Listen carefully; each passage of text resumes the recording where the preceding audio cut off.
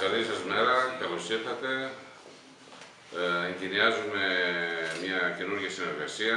Είναι μέσα στις όλες τις προσπάθειες που κάνει ο ΣΕΚ για να βελτιώσει την εικόνα της ελληνικής δημοκρατίας.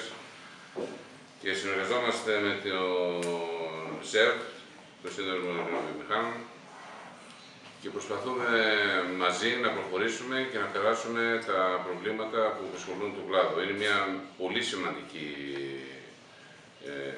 συνάντηση και συνεργασία.